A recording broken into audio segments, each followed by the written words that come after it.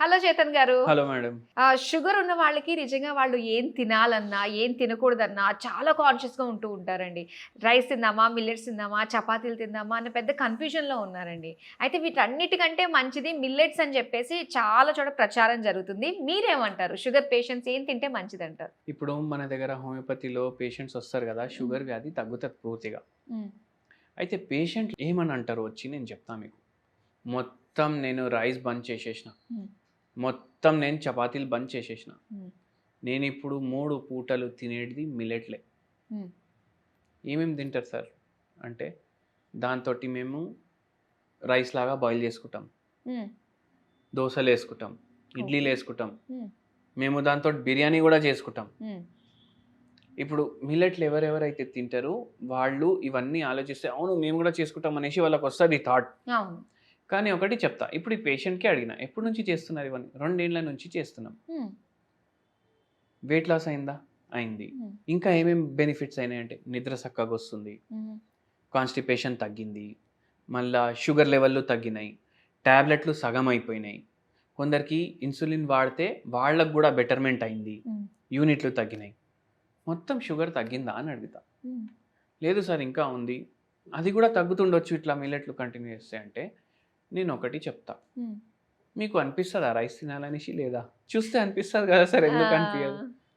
ఏదైతే మన మనసు ఉంటుంది కదా, అది సుఖశాంతితోటి లేకపోతేనే రోగాలు వస్తాయి మనకు. ఓకే. అవునా కాదా? ఇప్పుడు మనం ఏం చెప్తాం, stress is the cause for many diseases. ఆ!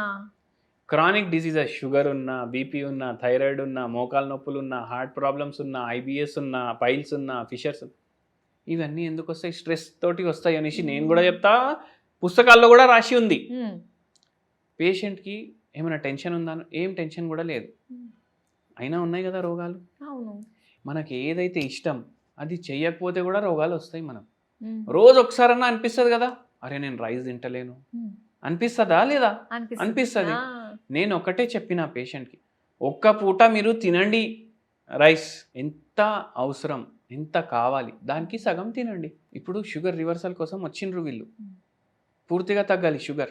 ఓన్లీ మిల్లెట్లు తింటే కూడా పూర్తిగా తగ్గదు కదా, హుహుహు. హెల్ప్ చేస్తుంది. హ్మ్. ఒక్క పూట తినండి రైస్. మార్నింగ్ ఇడ్లీలు, దోశలు, ఉప్మా, పొంగల్ అవన్నీ చేసుకుంటున్నారు కదా హ్మ్. మిల్లెట్లతోటి, కంటిన్యూ చేయండి. ఓకే. మీ బాడీకి ఏం కావాలి, హ్మ్. అవసరం అని అంటలేను, ఏం కావాలి, హ్మ్. డిజైర్స్ కొన్ని ఉంటాయి, అవసరాలు కొన్ని ఉంటాయి, అవును. అవి ఇవ్వండి. ఇప్పుడు మన దగ్గర డబ్బులు లేవని మనం కార్ కొంటలేం, స్కూటర్ మీద తిరుగుతున్నాం. హ్మ్. డబ్బులు ఉంటే ఖచ్చితంగా కార్ అయితే కొంటాం కదా ఇంటికి, అవును. ఇంటి కోసం. హ్మ్. అవునా కాదా? హ్మ్. డబ్బులు పెట్టుకొని కూడా మనం కార్ అవసరం లేదు మన ఇంటికి, కానీ ఏదో అరే ఒక ఇల్లు ఉండాలి, ఒక కార్ ఉండాలి, హ్మ్. అరే కార్ కొనాలి కార్ కొనాలి అని అనిపిస్తుంది కదా. హ్మ్. ఇది కూడా అంతే, ఆ కార్ లాగా అది రైస్, ఒక 2 బుక్కలన్నా పోవాలి. పోవాలి. అవును. అయితే అట్లా చేయండి, కొంచెం ఆ! తినండి. మీకు ఏది ఇష్టం, ఇప్పుడు ఆ మనిషి కార్ కొనకుండా అరే అట్లనే పోతాడు ఒక రోజు, హ్మ్. కానీ కార్ కొనకపోతే ఏం లాభం? దాచుకొని దాచుకొని ఏం ఏం రాదు కదా. హుహుహు. ఏది బాడీ అడుగుతుంది అది ఇవ్వండి. ఫిజికల్ యాక్టివిటీ చేయండి, ఓకే. రోజు ఒక గంట వాకింగ్ చేయండి. హ్మ్. ఏం పోయేది ఉంది? ఏం పోయేది, నష్టం ఏం లేదు. కానీ మీరన్నారు గదా! ఆ, మనసుకి ఏదనిపిస్తే అది తినాలి అని ఆ, చెప్పి. కానీ ఇప్పుడు వాళ్ళకి కూడా ఏంటంటే ఆ క్రేవింగ్స్ ఉంటాయి గదండీ! ఆ షుగర్ తినాలని, లేదంటే కొన్ని ఫ్రూట్స్ తినాలని. సో, అవును. మరి షుగర్ పేషెంట్స్‌కి కష్టమే గదండీ! మరి అవి అవాయిడ్ చేయాల్సిందే గదా! ఇప్పుడు ఒక పేషెంట్కి బొబ్బట్లు అంటే మస్తు ఇష్టం ఉండే. ఆ! ఆ, మనం చెప్పినాము, సరే బొబ్బట్లుని 4 ముక్కలు చేయండి, ఆ! తినాలనిపిస్తుంది కదా, దాంట్లో ఒక ముక్క తినండి. హ్మ్. తిన్నారు కదా, ఏం కావాలో తిన్నారా లేదా?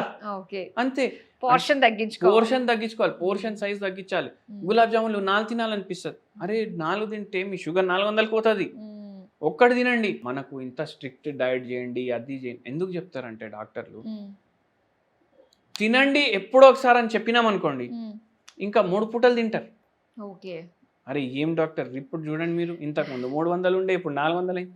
అరే మీరు చేసేది మీరు ఆలోచించండి. హ్మ్. అట్లా మనం ఈ పేషెంట్కి కూడా చెప్పినాం, మధ్యాహ్నం ఓకే. తినండి ఒక పూట, వాకింగ్ చేయండి. చేసిండ్రు పేషెంట్, మన మందులు వాడిండ్రు, హ్మ్. 1 ఇయర్లో పూర్తిగా షుగర్ తగ్గిపోయింది పేషెంట్. నైస్. మిల్లెట్స్ చాలా హెల్ప్ఫుల్ ఉంటాయి, ఓకే. తినండి. హ్మ్. ఒక్క పూట తినండి, హ్మ్. లేదంటే 2 పూటలు, కానీ ఒక్క పూట మాత్రం మీరు, మీకు ఏది ఇష్టం అది తినండి. ఇప్పుడు ఒక పేషెంట్, నాకు మిర్చి బజ్జీలు ఇష్టం, హ్మ్. నాకు ఆ వడలు చేస్తారు కదా అవి ఇష్టం, నాకు మళ్ళా పూరీలు ఇష్టం, చికెన్ 65 ఇష్టం, బయటికి వెళ్ళి తెప్పించుకుంటాం మేము. వారానికి ఒకసారి ఇవి కావాలి అంటే వారానికి ఒకసారి పూరి అవుతుంది, బజ్జీ అవుతుంది, చికెన్ 65 అవుతుంది, బిర్యానీ అవుతుంది, అన్నీ అవుతున్నాయి కదా. అవును. అంటే వారానికి 7 రోజులు ఏదో రోజు తింటున్నట్టే వస్తుంది బయటికి ఇంకా. వెళ్ళి ఒకటి వస్తుంది, ఒక రోజు లేదు ఇంట్లోనే చేసుకుంటే. అరే ఇంట్లో చేసుకుంటే కూడా నూనె అయితే వాడతారు కదా, అవును. క్యాలరీలు అయితే పెరుగుతాయి కదా. అప్పుడు ఏమైతే షుగర్ కూడా పెరుగుతుంది. ఓకే. నెలకి ఒకసారి ఏదో ఐటమ్ మీరు తినండి, నచ్చింది నెలకి ఒకసారి పెట్టుకుని తినాలి, ఒక షెడ్యూల్ లానే వేసేసుకోవాలి ఇంకా ఇదంతా కూడా. వేసుకోండి, ఏమైతుంది, ఏం కాదు. అట్లా ఇది మైండ్ లో పెట్టుకోవాలి. హోమ్ రెమెడీ ఏమైనా ఉందా డాక్టర్ గారు? హోమ్ రెమెడీ నేను మంచిగా ఒకటి చెప్తాను మీకు.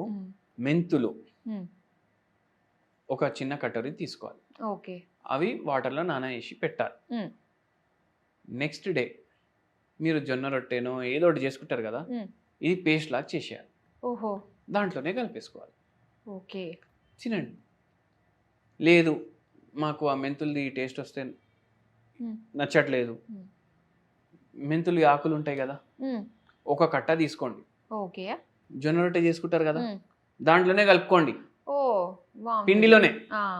పిండిలోనే కలుపుకోండి, జొన్న రొట్టె చేసుకోండి. ఉన్నాయి కదా దాంట్లో మెంతులు ఫుల్ ఉన్నాయి, అది తినండి. మేతి జొన్న రొట్టె అయిపోతుంది. మేతి జొన్న రొట్టె అయిపోతుంది, అవునా కాదా? అవును. మేతి పరాటా చేసుకుంటారు, అవును. మేతి జొన్న రొట్టె చేసుకోండి. ఓకే. రొట్టెలో ఒక రోజు పోతుంది. ఇంకా రాగులతో దోశలు చేసుకుంటున్నారు, ఇడ్లీలు చేసుకుంటున్నారు, కొర్రలతోటి ఇడ్లీలు చేసుకుంటున్నారు. రాగులతోటి మీరు దోశలు చేసుకుంటారు కదా, ఇది పేస్ట్ లాగా చేసేసి దాంట్లో కలిపేసేయండి, మిక్స్ చేసుకోండి. ఒక్క దోశ పిండిలోనే మిక్స్ చేయండి, ఒక కట్ట అది వేసుకోండి, అట్లా కూడా పోతాయి. ఏదో రూపంలో ఇట్లా మెంతి గింజలు కానీ పోనివ్వండి, మెంతులన్నా పోనివ్వండి, కొద్దిగా హెల్ప్ చేస్తుంది మనం. మీరు ఇలా చెప్తూ ఉంటుంటే కొత్త కొత్త రెసిపీస్ కూడా ఐడియా వస్తున్నాయి. ఇప్పుడు ఇది కాంబినేషన్ లో చేసుకుంటే బాగుంటది కదా అని. అవును, మీకు ఒకటి మీరు గూగుల్ చేయండి. గుజరాత్ ఉంది కదా, ఇంతకుముందు ఒక గుజరాత్ నుంచి పేషెంట్ కూడా చెప్పిన, ఈ పేషెంట్ కి కూడా తగ్గింది పూర్తిగా షుగర్. ఇంతకుముందు ఇచ్చిన ఎగ్జాంపుల్, గుజరాత్ లో వాళ్ళు ఏం చేస్తారు తెలుసా మీకు? కొంచెం గోధుమ పిండి, కొంచెం శనగపిండి, దాంట్లో మెంతి ఆకులు, కొంచెం కారం, కొంచెం మన పసుపు, ఇవి కలుపుకుంటారు. ఇవి కలుపుకొని చపాతీ లాగా చేసుకుంటారు, దాన్ని తేప్లా అంటారు వాళ్ళు. అవునండి. మీరు ఆ గోధుమ పిండి బదులు మీరు జొన్న పిండి కలుపుకోండి, వాళ్ళు రోజు తింటారు. ఇప్పుడు అందరికి ఏంది, శనగపిండి తింటే మళ్ళా మనకు గ్యాస్ట్రిక్ ప్రాబ్లము, స్టమక్ అప్సెట్ ఇవి అయితే, వాళ్ళు రోజు తింటున్నారు కదా, వాళ్ళకి అవుతుందా? కానీ మన సైడ్ ఎక్కువగా అలా అనుకుంటూ ఉంటారండి. అట్లా అనుకోవడమే. శనగపిండి వల్ల కాన్స్టిపేషన్ తగ్గుతుంది. అంటే డీప్ ఫ్రై చేయడం వల్ల ఉంటుందేమో. మనం శనగపిండితో ఏం తయారు చేస్తాం? బజ్జీలు, బోండాలు, అవునా కాదా? అరే ఆలుగొండ తిను శనగపిండితో, అవునా కాదా? మనం అన్ని ఫ్రైడ్ ఐటమ్లు చేస్తాం. వాళ్ళు దోశలు వేసుకుంటారు శనగపిండితో, చిల్లా అంటారు దాన్ని.